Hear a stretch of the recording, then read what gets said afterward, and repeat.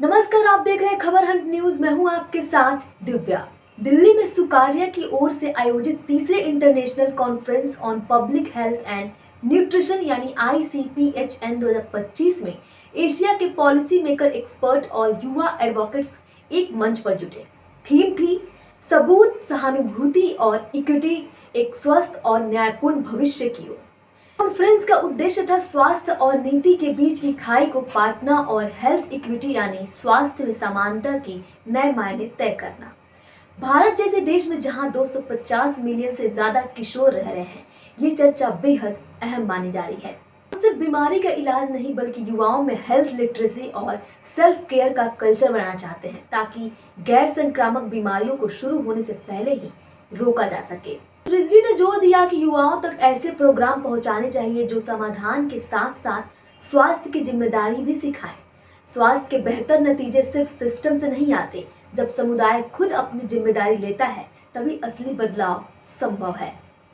तो मतलब बधाई योग्य है कि ये सुकार्या ये साल दर साल इन मुद्दों पे ये कॉन्फ्रेंस करती है, क्योंकि मुद्दे ऐसे हैं जो हमारे देश के जो जवान लोग हैं, जो किशोरी और किशोरावस्था से जूझ रहे हैं, उनकी जो समस्याएं हैं वो बहुत अनदेखी रह जाती हैं। हम बच्चों की भी बात कर लेते हैं, हम थोड़ा बहुत महिलाओं की भी बात कर लेते हैं और बड़ों की भी तो बात चलती ही रहती है, लेकिन ये जो लोग हैं ये थोड़े से अनदेखे रह जाते हैं और या तो स्कूलों में रहते हैं या स्कूलों के बाहर, या फिर जैसे हम किशोरियों की बात करें तो उनकी शादियां हो जाती हैं, तो वो फिर घर बार में फंस जाती हैं और इनका जो स्वास्थ्य और इनका जो पोषण है, उनकी समस्याएं काफ़ी विकट हैं और काफ़ी मतलब विकराल भी हैं और इनके लिए कार्यक्रम भी चल रहे हैं, लेकिन वो कार्यक्रम उतने कामयाब नहीं है जितना कि हम चाहते हैं, इतनी तेज़ी से भी आगे नहीं बढ़ पा रहे हैं। जैसे मैंने कहा कि इनके साथ डायरेक्टली काम करना काफ़ी कम है, क्योंकि हर एक स्कीम में, चाहे वो आंगनवाड़ी कार्यक्रम हो चाहे कहीं और हो,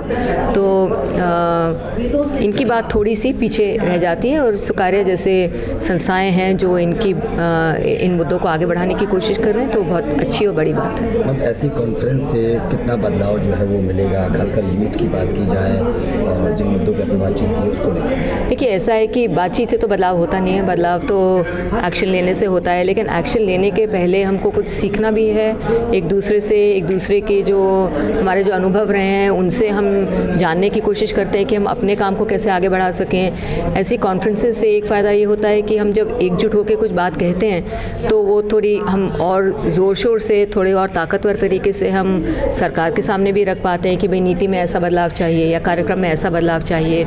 ऐसे कार्यक्रमों में डेटा निकल के आता है, ज़मीनी सच्चाइयाँ निकल के आती हैं, लोगों के अनुभव आगे आते हैं और यंग लोगों को खुद अपना प्रतिनिधित्व करने का, पार्टिसिपेट करने का, भागीदारी निभाने का भी एक मौका मिलता है, जो बहुत एक ज़रूरी चीज़ है कि वो अपनी बात स्वयं अपने मुंह से भी कह पाएँ।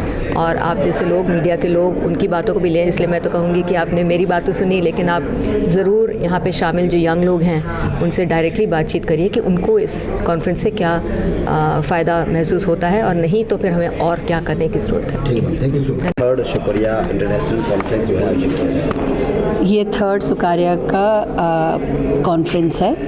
सो this is called third Sukarya international conference on public health and nutrition. So public health और न्यूट्रिशन के अंडर में इस बार की टॉपिक जो है वो एडोलेसेंट हेल्थ, न्यूट्रिशन और मेंटल हेल्थ को लेकर है। इसके लिए हमारे देश से और विदेश से भी जितने सारे एक्सपर्ट्स हैं, रिसर्चर्स हैं और स्टूडेंट्स हैं और जो बोलते हैं स्पेशलिस्ट हैं, वो सारे अपने ज्ञान को यहाँ पे शेयर करेंगे।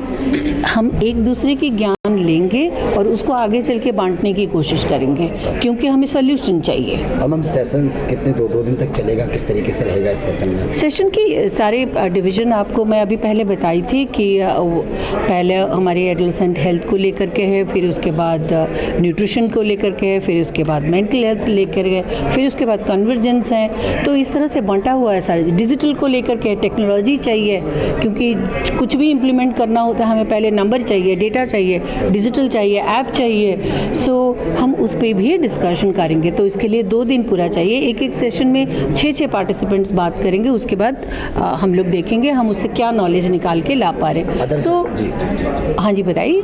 अदर कंट्री के भी जो लोग हैं वो कौन कौन उपस्थित हुए हैं यहाँ पर? सो केन्या से हैं और यूएसए से हैं, श्रीलंका से हैं, सिंगापुर, मलेशिया से हैं और इंडोनेशिया से हैं और इवन नेपाल से हैं। इसका मोटो क्या है? इस कॉन्फ्रेंस का 2 दिन कॉन्फ्रेंस का मोटो क्या है, मकसद इसका? So it's an academic conference. Conference यही होता है जब आप नॉलेज शेयर कर पाते हो। आप अकेले अकेले बैठ कर के नॉलेज नहीं शेयर करते हो।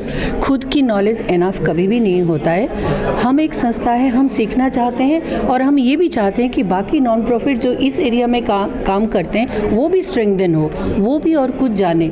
खाली पूरे टाइम बैठ करके हम एक ही चीज़ करेंगे और उसका रिजल्ट नहीं होंगे, साल दर साल ऐसे चले जाएंगे और हमारे बच्चे तो बड़े हो जाएंगे।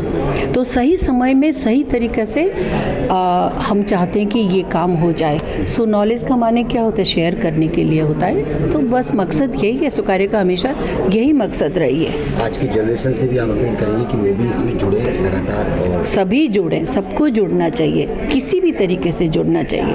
खाली किसी भी नॉन प्रॉफिट को खाली पैसा देने से नहीं होता है। पैसा बहुत इंपॉर्टेंट चीज़ है, देने से नहीं होता है। समय दीजिए, उसको अंडरस्टैंडिंग दीजिए, नॉन प्रॉफिट्स को सपोर्ट दीजिए, कॉज दीजिए, टेक्नोलॉजिकल सपोर्ट करिए, इमोशनल सपोर्ट दीजिए, क्योंकि हम लोग बहुत कठिन काम करते हैं।